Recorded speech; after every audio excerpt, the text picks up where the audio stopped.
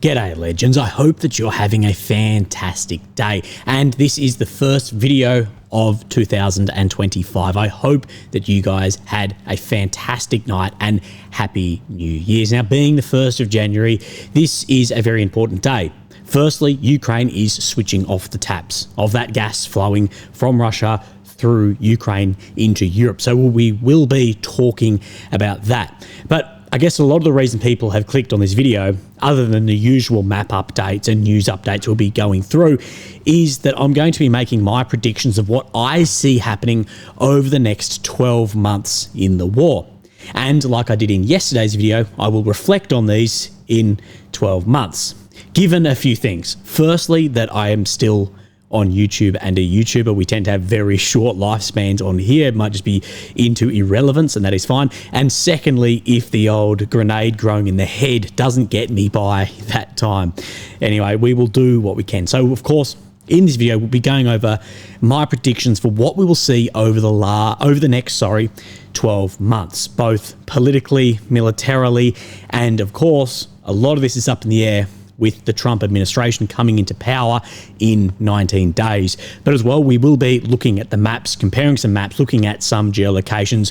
We'll talk about that gas flow and what effects is that going to have on Russia? What effects is it going to have on Ukraine? What effects is it going to have then into the EU and potential friction being caused there? We will look at my strikes, drones and choppers folder, planes, trains and automobiles, where a Russian Mi-8 helicopter has been downed by a Ukrainian drone with an anti-aircraft missile aboard it. We've seen these come up before, but this is the first time we've seen video evidence of this occurring. We'll look at what fighter bomber has said too, and then we will go over both Putin and Zelensky's speeches to their countries for the new year and see what has been said, and both where the informational war and patriotism is behind these speeches and what they are reaching out to and touching on too. There's a lot to go over in those. But look, let's start at these drones and choppers. Now, we have a few things in this. So this is a photo which I've shown you many times over the last 12 months of a Magura V5C drone here with a R-73 missile on it. This is basically a Soviet analog of a Sidewinder, and we've always commented the rail on this one is empty. We have seen another one of these two wash up on shore with the missile, well, broken in half, but still on board then the drone. So this is the footage which was released last night, my time, or early this morning, that many people are seeing, and this is very impressive. So this is out in the Black Sea, and you can see, as we've seen before, Russian helicopters engaging these drones. You can see the splash of the rounds in the water. We get videos of this from both sides, but over the last months of these operating. We haven't seen these sea drones operating as much as we have previously. But at around 50 seconds in this footage, we can see then one of these missiles fire off, and it does look like it engages this chopper. So we can see a missile going off here to the right of your screen. Now in the center of your screen, you can see the helicopter then dropping its flares to try and distract that missile and not be hit. Sadly, the video breaks up a little bit here on the transmission. And then at just about 50 seconds, right here, we get then the helicopter splashing into the water. Now, people have said this isn't, evidence of this. To what I'm looking at here, that beyond reasonable doubt that chopper was taken down by that missile. And fighter bomber has also confirmed this. Now, further on when we watch the footage, you will then see, I think, even better footage actually of the missile going off, because it's from the one the drone actually fired off of. You can see the missile then going up towards another helicopter right here. Now, this one was said to have had some level of hit and damage, but the helicopter was able to return and land safely, although an emergency landing. And Ukraine has only claimed that one chopper was downed, but definitely one had gone down. Fighter bomber has said this end of 24 was marred by the loss of our best crews. They fought and died in battle. We haven't lost so many of our best guys at once since 2022. So we're unsure who was aboard these choppers too. You may have pilot, co-pilot, then crewy, door gunner, potentially others on board as well. People reading into this, and when I first looked at it too, does that mean 2 choppers? But we've only seen 1 claim. So at this point in time, I'm sticking with that it was 1 engaged off those drone boats. Now, many people are saying that this was a world first of this happening. Now, I agree that it is for choppers, but a lot of people were under the understanding and belief that one of the A-50s, which is an incredibly important Russian AWACS plane, was likely taken down by one of those R-73s aboard a drone boat as well. So this is something here which I wanted to give my 2 cents on, and I've actually seen both sides of the aisle having their opinions on this, but I want to share something else here. So what this is a Russian drone looking down upon said to be a Ukrainian convoy of HIMARS systems here, as you can see, then lifting up. Now, many are saying that this first Iskander M missed, and it does look exactly like this, but I want to share something else. So just wait, we see this, and then the clusters go off. Now I want to give what I think that this is people saying this is 3 rockets, this first part being 2. 1 missed, and then the clusters then rained down tungsten ball bearings over and damaging these vehicles. I actually don't think that this is 2 separate. I believe this is actually 1, and I think that this is the solid rocket booster of a Iskander M hitting the ground and exploding in a fireball after it has then released its cluster. So I think it's broken apart the clusters, and then that's actually the fuel burning up over here that gives the illusion of a second Iskander then engaging but missing those targets. That's what I think that this is that's actually just the booster of the Iskander, like the body itself, not the clusters that we have seen. Again, we don't know the amount of damage to the systems. We don't see any cook-offs here, although that is normally what we look for. A vehicle won't cook off if it has fired its munitions as well. Diesel, yes, can burn, but it's nothing like petrol for how to get it actually flammable. And then we get a second then Iskander here, much more on target. And this one, I believe, isn't the cluster like we have seen. It does pre-explode and rain down on this. We have seen many different here, and that would have caused significant damage. But you can see the difference then between these. I could be incorrect. That's just my 2 cents on that. Now, we will be talking about and looking in Pokrovsk, but we talk about these fiber optic controlled drones a lot. And what I'm saying is, I believe it's only a small percentage of Russian drones are fiber optic, but the majority of strikes we're seeing are from fiber optic, meaning that these are having a big effect on the battlefield. And I believe we will see as soon as possible Ukraine bring in fiber optic controlled drones because of the success that Russians are having with these, due to electronic warfare having no effect on these drones flying around Pokrovsk without any problems. And that is one of the things I wanted to bring up, because as that front line has got closer and closer to Pokrovsk, we will see more systems like this then operating inside Pokrovsk itself, what could speed up the destruction and movement of that line onto that stronghold of Pokrovsk. So let's have a look at the maps. Now, this is something that I need to bring up both on the app and on the website. Deep State Maps is down. Some people have said they have a notification saying it's going to be down for a few days. We know Deep State has been going through a lot recently, so we will wait and hope that Deep State makes a return. But they have had this on their Telegram. The enemy advanced in Kurakhove, Solony near Volkovy. So we will look at these areas from then Syriac maps and see what is happening there. Now, Kurakhove, of course, this is Pokrovsk, Kurakhove down here, that we have now geolocated footage showing that Kurakhove itself has been either completely occupied or is over 90% occupied. So what we have here is then we get this footage of Russian soldiers with then a national flag, and I'll show you, so just in here, and then the geolocation of these shed hangars where they are in this industrial zone is out here. So the entirety may not be occupied, but the center, most of the industrial center is occupied And some said to me before deep state maps went down, this showed the majority of it occupied as well. Let's look at what Suryak says about this situation. Kurakhove front. After 4 days of combat, the Russian army took full control over most of power plant and garages area. The Ukrainian army began the withdrawal. During this time included the mechanical plant, which is the last position of Kurakhove, out of Russian control. So just the mechanical plant that hasn't come under control, but the majority of it. And of course, this is creating this pocket around Stary Terny down to Zelenivkia that is developed after, of course, the fall of the Uspanivka pocket. Now the pressure is on this front. So that is where Deep State posted about in their update. And then we'll look at the other one they brought up was Solone. Of course, this is in the direction of Udashny, which we believe Russia will try and get a foothold in before further pushes on Pokrovsk, working on those flanks. So let's have a look here. I've shown you where Solone is on this map. My cursor is Pokrovsk front. Russian army took full control over Volkove and entered the locality of Solone. So in and around here, some of the labeling is not fantastic, but just up, this is this Volkove up here, and Solone, again, lining up with what Deep State apparently did show, but I haven't seen it. I've just asked people who did before then the website went down. So let's move our way up the map, and we'll come, of course, then to Toretsk.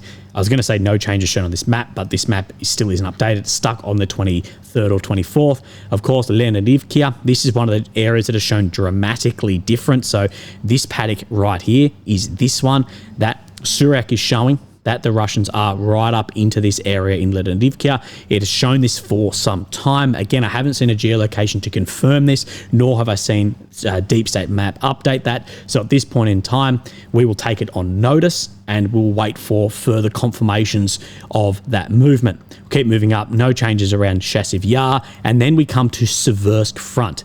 Now, there has said to be a lot of changes in here, and we have seen some shifting across the maps in recent weeks. But Suryak is showing that there is some large changes in this direction today. So what we're looking for is Viminka. This is this red dot here, and where the train line is, just to get our bearings on where we are, of course, on this western side. But then we want on the eastern, where the changes are, is we're looking at where this reservoir is here, and Ivano Darivkia, Ivano Darivkia in here, so that this area is by Suryak then having Russian advances. The Russian army managed to capture the hills north of Ivano Darivkia, of course this red dot here, thus securing the locality. Clashes with the Ukrainian army are taking place in the trench system northwest of the village in Viminka. The situation has hardly changed. Russian forces withdrew from the settlement probably at the second week of November. So he's saying that the Russians were up here and had withdrawn from there. Again, we will take this on notice. We'll try and get a better idea what is happening in here. And one thing, if there is an end to the war, if Trump does have then the guns false line, if he can do that, what we will get is we will get exactly where that front line is sitting over all the maps. It may take some time, but we will get that if the border then comes to some sort of DMZ, ceasefire, official territory. We have no idea how that may look, but again, we will get that wherever this war stops, whether it is at the recognised border or somewhere in between. Terny. Now, this is an area where Noel reports, Ukrainian source, had stated that the Russians had managed to cross over to the western bank, although not being shown, of course, on this map, but also isn't being shown to the degree he showed on Suryak. What he was saying is the Russians had crossed here and were then pushing north on Ivanivkia. So we'll wait and see what happens there. Situation north of Donetsk. During the last hours, Russian army took control most of the locality of Terny, reaching the second pond. So this is the crossing here and the second pond coming through Terny. So wait and see what happens there. Then we'll come up, of course, into Kursk Oblast, where Ukraine is occupying a section of 481 now, because this map's a bit old, but regards about 480 square kilometers of Russia, said to be for the exchange fund. And we've gone and spoken about this at length, about some of the tactics in here, some of the strategy in here, and some difficulties as well. But looking by this map today, some large Russian gains in and around this Makhnovka here. So Sudzha district, following the capture of this area, Russian army made several advances in the last hours, thus entering localities of Makhnovka and this one here, as well as taking control of the forest area north of Kurakhove, which led to a creation of a new bridgehead west of the Reka Sudzha River. So in this sector in here, this is not easy to see amongst these maps, but see this tree line where my cursor is, this is this one right in here, and then see this open section, this is right in here. So basically showing where the grey zone is on this has been fully recaptured by the Russians. Again, all the maps in here, it's very hard to get an idea because it doesn't show where the Russians are. It doesn't show where the Russians were or where the Ukrainians were at one point. And some of the labeling, it is difficult. Even Syriac, it's very difficult because the colors are correct, but it almost should be inverted, if that makes sense. So it can be a bit difficult to get an idea of exactly what is happening. Now, predictions. What do I think is going to happen over the next 12 months, mid to short term, of this war? And of course, this is going to be very difficult because in under 3 weeks, Donald Trump, President-elect Trump, enters office, and this could swing things 180 degrees. But one thing I think we need to keep in mind is a quote from Henry Kissinger that said, "Russia is never as strong as they look and never as weak as they look." So you need to be realistic about things and try and assess things from an unbiased point of view and be a realist instead of an idealist when it comes to biases. That's always going to exist, but try and assess it as real and as factually as you can. But we have seen with any of these predictions, it can lead to some embarrassment as far as some things like this. Back in June 24th, 2022, next year in summer, I'll make a post of me standing in the center of liberated Mariupol. And of course, we even saw then the invite sent out for the Crimean Beach Party back then, and we know where this war has gone. And if you saw my predictions yesterday, my prediction review yesterday for end of 23, start of 24 for the year that we've just had, I was way, way more optimistic about the situation than we actually came to see over the year. But many are saying on the pro-Russian side that there's gearing up, the Ukrainians are gearing up for a new offensive. They're spreading information that the Ukrainian armed forces are preparing a new offensive. This is from then some military bloggers here. On the 7th of January, the enemy will strike at the junction of Kursk and Belgrade regions. The enemy has amassed a force of up to 20,000 troops, including those trained in the west and redeployed Donetsk region. Really hope the Belgrade sector has been reinforced. So could we see a large Ukrainian offensive that we are not expecting? Again, if it is in Belgrade, Kursk, I would still question, other than PR value, which of course can lead to more weapons and renewed optimism for Ukraine, but how would that then continue to affect the collapsing lines down in the south and the east, as well in then the middle eastern parts around Siversk as well. Middle eastern parts, you'll take it as you will. But like I said, things can change very quickly. So in 3 weeks, all of this could be wrong. But I think there are some things that, regardless of what Trump does, will come through anyway that we will see. Firstly, I think that we'll see that myself and others were correct, that Ukraine should have, as early as possible, dropped conscription age down to 18 and mobilised as many people as possible. You're better off having them and not needing them than needing them and not having them. And this takes a long time. I've seen so many people, when it comes to manpower, go, Ukraine has the manpower, it's just command problems. And I'm like, okay, either way, there, to get this manpower, to train, to get experience, this is a very slow moving process. So I think something we will see is, regardless of what happens with Trump, with Putin, with Zelensky, is we will see that the manpower issue, back when Zaluzny was saying this, he was correct. And us who have been sprouting on this is the biggest problem, I think we'll see that regardless of how this ends, are coming more correct. Because the question is, what if Putin doesn't come to the table? I think Ukraine is banking that Putin will automatically come to the negotiating table. What if he doesn't, and you don't have the men to continue fighting in the war that Russia will continue to launch? Okay, more predictions here. I think it is highly likely that we will see a large incident. I think this likely will be some level of false flag. And this will be to undermine the opposing side, therefore to increase or decrease foreign aid, or even potentially de-escalation through escalation. But in a position of power currently, I think it's less likely that we'd see this from Russia at this point in time, as the last thing they want to do is risk further NATO involvement. If the tables turned, my opinion would shift that it would be more likely that we would see that from Russia if Russia ended up on the back foot. That's why I bring up about de-escalation through escalation, that this is sort of the unwritten part of nuclear doctrine, is you escalate so far with dropping something like that that you basically force the hand of the other side to de-escalate. Furthermore, I think that we will see the informational space get really nasty, and we have seen this over the past months in particular, is how nasty the information space is getting, as well as, and we're seeing this, we will see an increase in censorship. Realists will be pinned as propagandists, and idealists will be pinned as heroes, regardless of the cost of their ideas. Further, I think internal EU and NATO divisions will grow, and this should be concerning to those countries sitting within that, including countries, say Ukraine, who want to join that. That internal division, that should be a real wake-up call. I believe Ukraine's tensions with the EU will increase as well. We have seen increasing tensions, and I think we'll see more and more of this, and a lot of this could be from the gas price we are seeing too, and the cost the war is having on the EU and the continuation of it.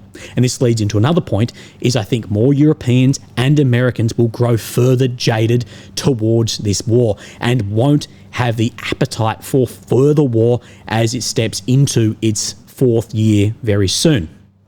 Now, one thing I'll say about this is far more impactful in democratic countries, as the people in these countries have a democratic vote and can change leadership that may not be in favour of Ukraine. Ukraine is solely at the whim of these decisions. So the informational war is incredibly important for Ukraine, and keeping people then on Ukraine's side, not only on their side, but that the idea that the war is existential and your life will be impacted from this, that you don't want people to grow just jaded, tired of the war and go, we need an end to it. And this will be more impactful in democratic countries, in EU, Australia, America, than it will be in, say, Ukraine, unless they would have a vote, or in Russia, because of the public's outward projection through a vote is not going to affect the government as much. But one thing I think is I don't think that we will be entering 2026 still at hot war. Nor, though, do I think that this war will be settled. I think this war will move via proxy into other theatres, even when this ends, so to speak.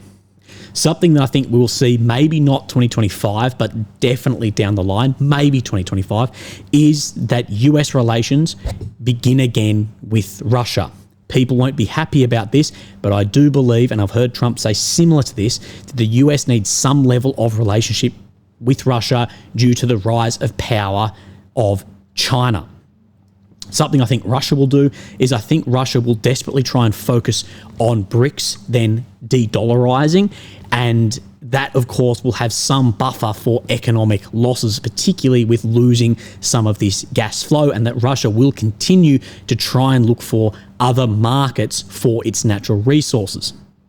So there's some of the predictions here I think will come into play regardless of what happens with Trump. Although the war ending, whatever, there's so much in the next few weeks that could prove all of this wrong. But what has been changing and will continue is that Ukraine and the West will continue to focus away from the battlefield and try and weaken Russia internally and their status internationally. Because one of the realizations in 2004, and we've seen Zelensky talk about this, was coming to terms that Ukraine will not win militarily on the battlefield. So the best outcome, and to put Ukraine in a, quote, position of power, needs to be found through other means, whether it's sanctions, strategy in other sectors of the world, whatever. It's not going to be dude v dude, tank v tank on the battlefield. that it's going to be other means, put Ukraine in a position of power, and then return these areas diplomatically. That's not me saying that. That is then Zelensky saying that these areas won't be turned back militarily. The territorial ground occupied by Russia will be returned diplomatically by Ukraine in a position of power. I don't know what that position is going to be. I don't know how Ukraine's going to get into it. And I also don't know how the diplomatic means of returning this. But then that goes back to my point one about there could be some level of incident that could undermine the opposing side or increase or decrease funding. If more funding goes in, maybe Russia will do something to decrease Western support of Ukraine or vice versa. But with 19 to go until Trump gets into then the White House, are we in the very last throes of the war? Potentially. And there are sort of two outcomes in this. Currently, in the battlefield, on the battlefield militarily, Putin is in a position of power. And either Trump, Putin and Zelensky sign a deal at this point, that deal would be favourable towards Putin because of the position of power and how things are going on the front line. And potentially that would be the 4 Oblast plus Crimea signed over to Russia. And although people say Ukraine would never agree to this, the US can force Ukraine's hand on this. Right or wrong, the US definitely can. Ukraine cannot continue this war without US support, and the remaining NATO countries and the EU, their industry is nowhere near what is needed to continue supplying at this rate. And that industry will take a hit from the gas, the cheap gas flowing into Europe as well, and has taken a hit on that. The thing is, I just don't see, with the demands that Putin or Lavrov would make now, I just don't see that Ukraine or the US administration would actually agree to these demands. So I believe we're probably going to see some political back and forth here. I think that Trump will attempt to call Putin's bluff, saying more aid towards Ukraine. But I believe Putin and his generals, that they are not assessing that as the deciding factor. I think they then could call the bluff back because they believe and they're assessing that the deciding factor is manpower. But the US can send in basically anything other than ICBMs, which the US will never send in.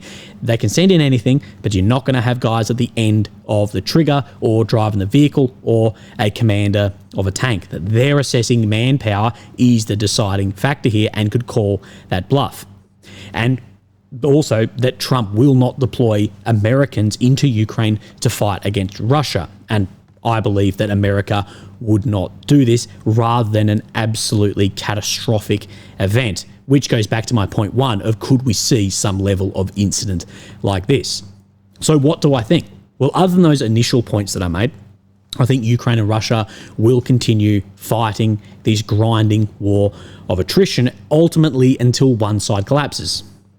For then the people on the pro-Ukrainian side, this is Russia collapsing economically, and the people on the pro-Russian side being Ukraine militarily. Now, how do I see this?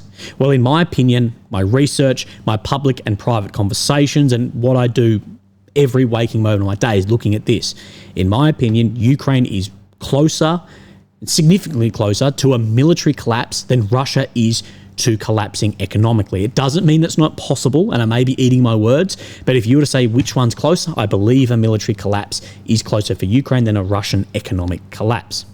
This doesn't mean that things are fantastic in the Russian economy. They're continuing to have to boost up that amount of money to get recruits into the Russian armed forces as well. But again, they haven't had to lean back on mobilization yet. And if we measure right now, then this collapse, what's coming, I do believe that this is primarily due to manpower within the Ukrainian armed forces. And furthermore on this, and you can call me a doomer if you'd like, I struggle to not believe that for Ukraine, the manpower event horizon or point of no return hasn't been crossed. There is a shortage of men. There is a recruitment problem. There's large losses. And then the appropriate training times to actually then backfill these losses through poor recruitment, not mobilising 18 to 25, and how long it takes to train, get someone experienced onto the front line. And what I say there, the key word is appropriate training times. If you want guys to be useful in offensive operations at the front line, you cannot take them off the street and put them on the front line within a month or 2 months or 3 months. Realistically, you're needing minimum, I think, 6 to 12 months. And for these factors, I do not believe that Ukraine is meeting its replacement rate.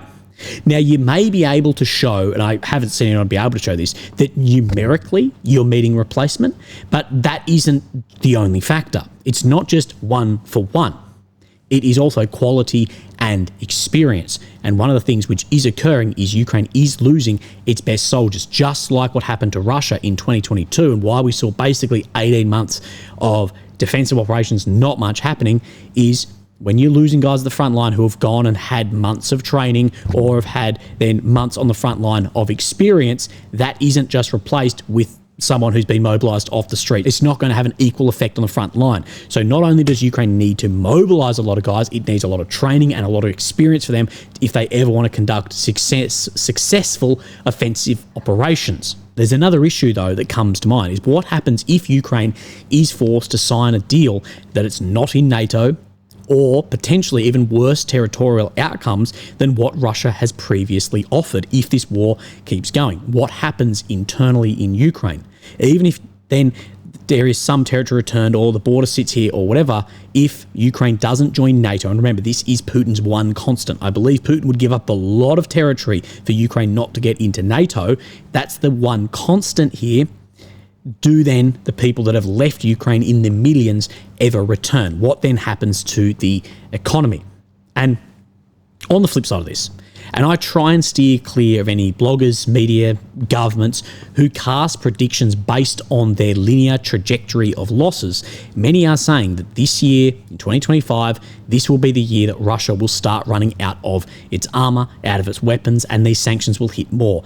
The problem with this, though, is this is exactly what I'd heard through 22, 23, and 24. So it's a hard one there. So I think the war will keep grinding. I think that Trump's negotiations will ultimately fail, or there will be a deal signed in Putin's favour, what is going to have just massive ripple effects throughout Europe too. So I guess wait and see. We'll get the first answer in just over 2.5 weeks. So strap in and we'll see what goes from here. But something we do need to talk about is this gas flow. And this, of course, can go back into some of the points I made about existential war effects in Europe, people with the appetite for this war to continue, what is very important in, of course, democratic countries. And this is why the media, the mainstream media, pushing on narratives can absolutely help this war, because at the end of the day, the media can influence how people feel, and that can influence how then people vote. And that's where we'll see probably a lot of informational war from Russian propaganda to try and swing some of this. The problem at this point is a lot of that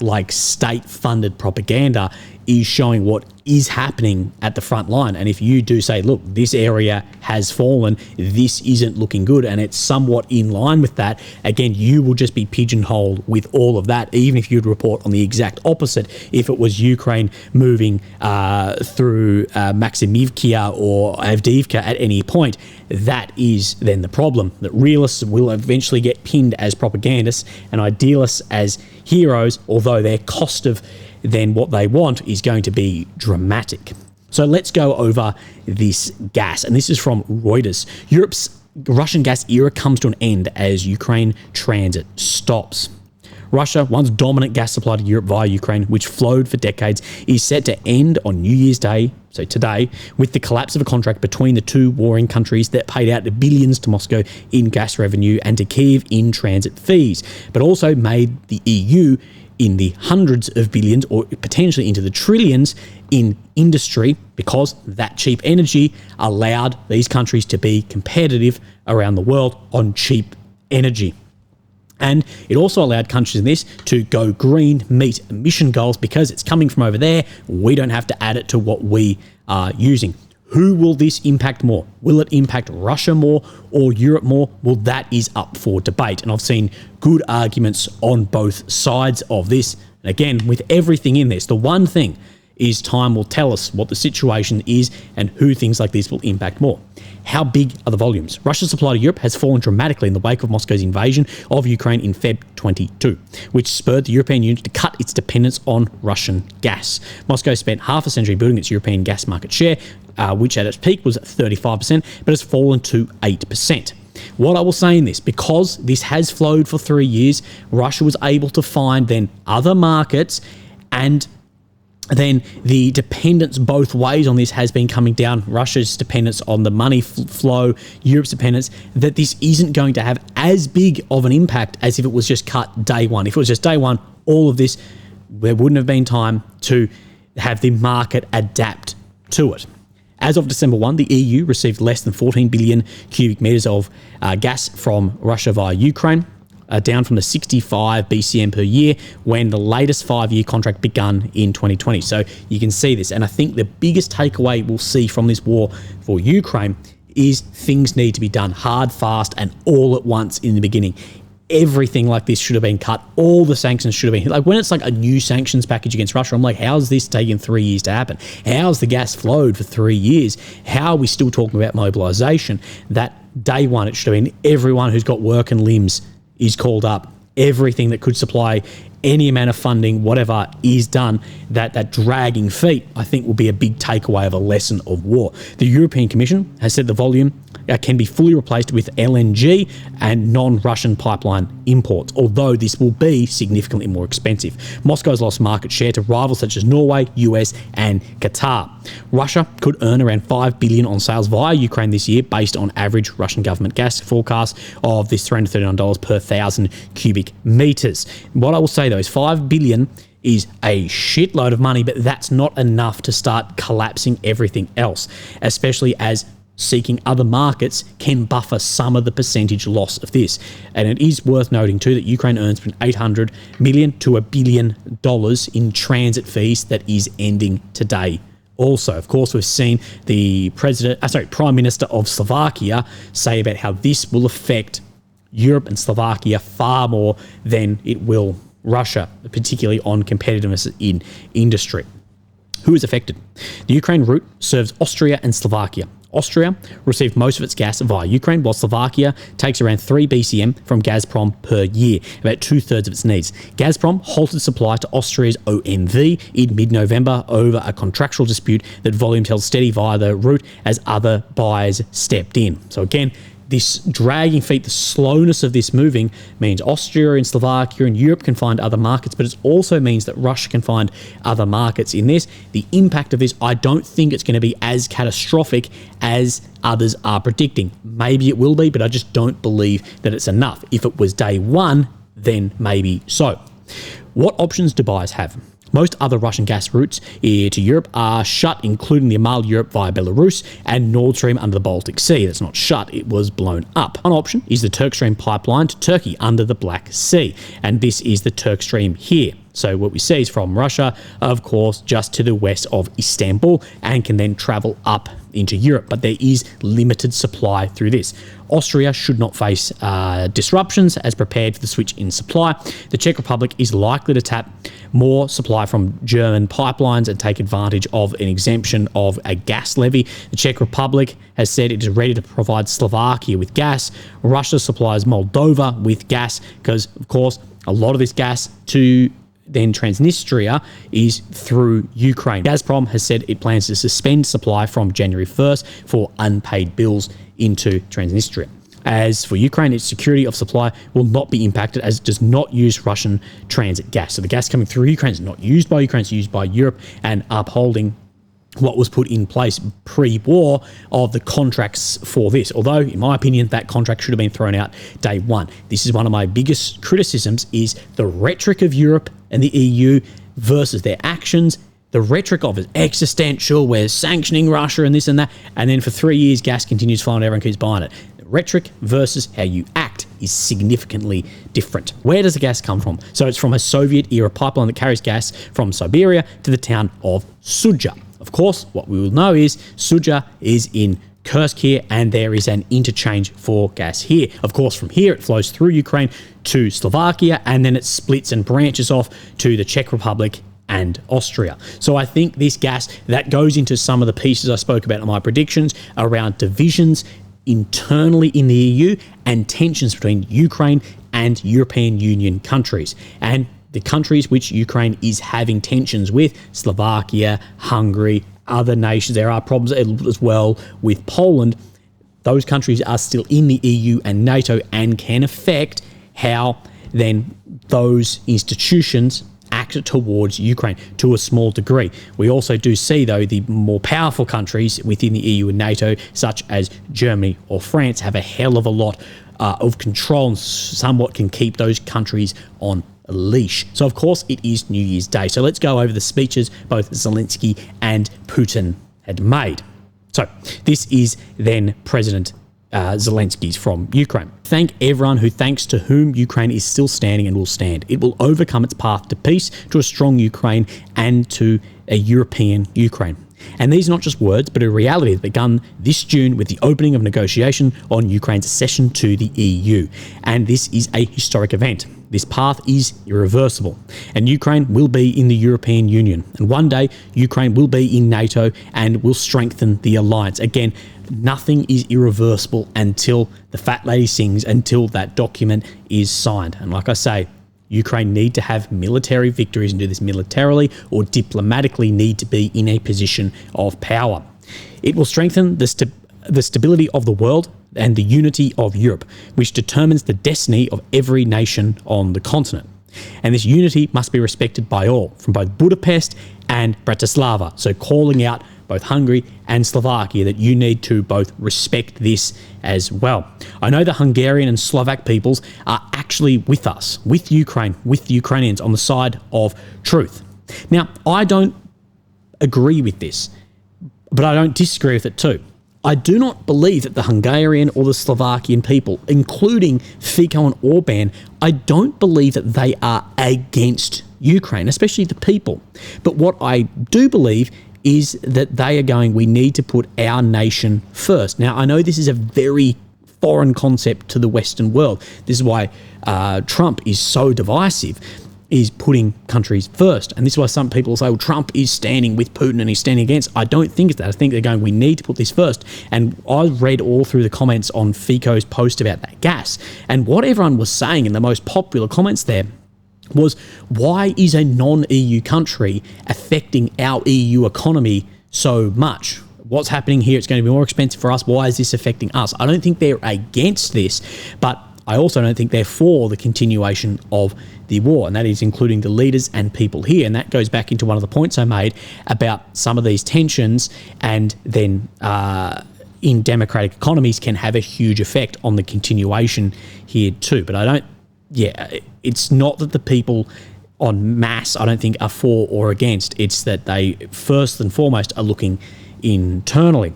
The authorities of these countries should also acknowledge the truth. There is no need to be afraid of Ukraine being in Europe. We must do everything to prevent Russia from being in Europe. So, afraid of the truth, I think of what would occur if Ukraine joins NATO or the EU. But at this point in time, no one will know. But he also does say, again, this idea of Russia, well, Russia is in Europe and Eurasia as far as just geographically, but he's meaning of like invasion further into the EU, into NATO. It's tanks, it's missiles, and the evil, it will surely spread further if Ukraine does not withstand. If Russia shakes your hand today, it does not mean that tomorrow it will not start killing you with the same hand, because Russians are afraid of their free people, of what they are not familiar with. They're afraid of freedom. They were born under Putin, they went to school under Putin, they joined the army under Putin and are dying for his sick ideas. So he's saying it is not just Putin, it's not just the Kremlin, it is just Russians. But this idea that just gets reiterated again and again and again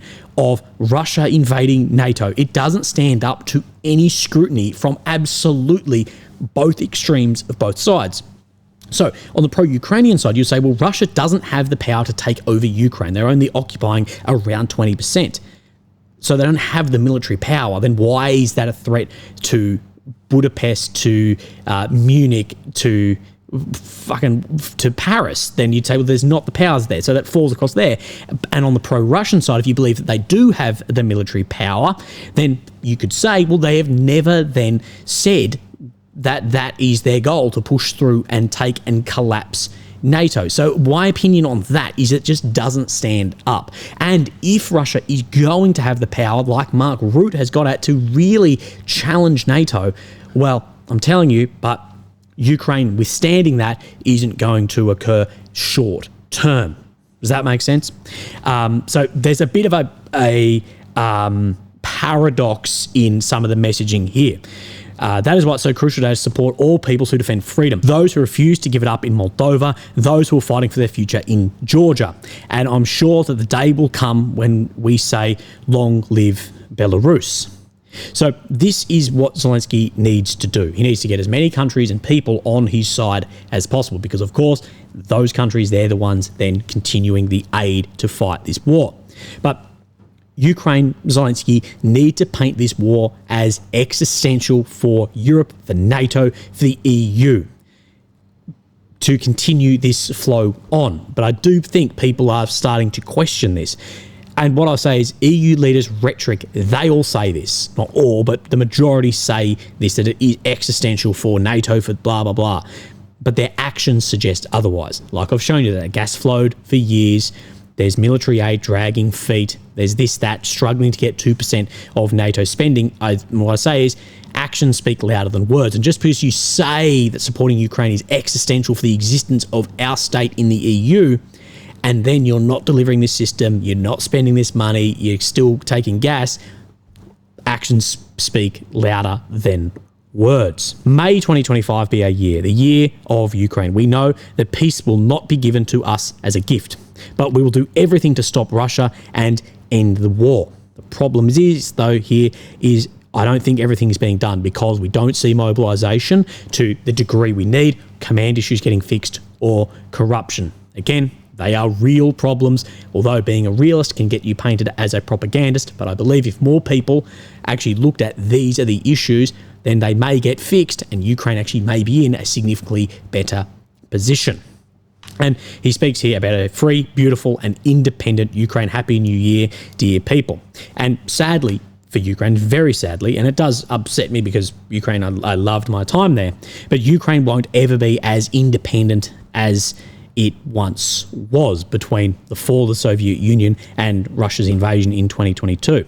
Because either Russia will occupy parts of Ukraine, of course, then taking away that independence, or Ukraine will join EU and NATO, in which those institutions, you trade some of your independence for the benefits of security or stability of the economy. Let's look at what President of Russia, Vladimir Putin, has said. This year will begin making the completion of the first quarter of the 21st century. We set ambitious goals for ourselves and achieve them. The one thing I'll say is the goalposts have moved forward and backwards, but also there's been ambiguous goals set. Ambiguous goals such as denazification, demilitarization, these that can't be measured as well. And this is why I do think that was on purpose for Russia, because it is going to be easier for Russia to sell a victory to its people on the basis of demilitarization, denazification, than it may be for Ukraine when they have territory ambitions of then their internationally recognized borders. That, on the informational side, is going to be very difficult, as well as joining NATO, yes or no, for Ukraine. So Ukrainians are very binary. We want this ground, we want NATO entry. Russia's goals are more ambiguous. So I think informationally, if this war doesn't go the one way or the other, if it sort of stops in the middle, which is looking likely, Ukraine's going to have a harder time selling that victory to the people, and therefore may need to continue fighting to attempt to win back those areas. There is still a lot to be accomplished. Of course, there's only then 20% if we talk about Ukraine and the amount of ground being taken. And Ukraine is definitely not demilitarized. Russia, our nation, independent, free and strong. Russia will remain independent, but I believe the reliance on China and India will become more and more economically. And for now, the independence will remain. But down the line, I think China is going to become further on the leash for particularly China. and Russia has tackled successfully the most formidable challenges, we are confident that everything is going to be all right. We'll continue to advance. We know for sure that Russia's destiny and well-being of its people has always been and will remain our absolute value. So saying, although we're facing challenges, it's going to be all right into the future. So we will see. Sincere love for the motherland gives us a deep sense of purpose, while determination to make our own contribution to protecting its sovereignty, security, and interests. Again, this is one of the things that Putin sees as a threat, is Russian security and sovereignty, that NATO is the problem, that our security interests is being threatened by NATO as well as our sovereignty. Now, whether that is real or not doesn't then disregard that that security interest was spoken up about and has led to this. Now, I don't believe that NATO posed a threat to Russia, to like invasion. I don't believe that. But it was also again and again brought up and ignored that the worst possible thing is we see this independence then reduce and a military alliance formed with China. It goes back into one of my first points about that I believe we will see Russia try and have some desperate focus further on BRICS. And although that's an economic alliance, I think they'll be looking for official military alliances, potentially with China. And that goes into why I believe that we will see the US over the next year or over the next couple of years, especially under Trump, try and have some level of a relationship again with Russia. You are the true heroes who undertook great task and immense responsibility of defending Russia, ensuring peace and security for our nation. So again, painting this as this is defending our security interests, not on we're taking this part and want to deny Ukraine joining. It's that no, it's our security. In your honour, in honour of the 80th anniversary of great victory and as a tribute to the memory of our ancestors who have always defended the motherland, the upcoming year 2025 has been declared the year of the defender of the fatherland in Russia, where the children, grandchildren and great-grandchildren of the generation that crushed Nazis. Of course, the Red Army storming Berlin and Putin trying to paint this war as it is a war back against Nazism and radicalism again, and that this is existential to Russia and people's lives there. That is the information that he's trying to push across in this. Remember, all these speeches are, whether it's Zelensky's or Putin's, are very carefully written to have further impact on the people hearing this.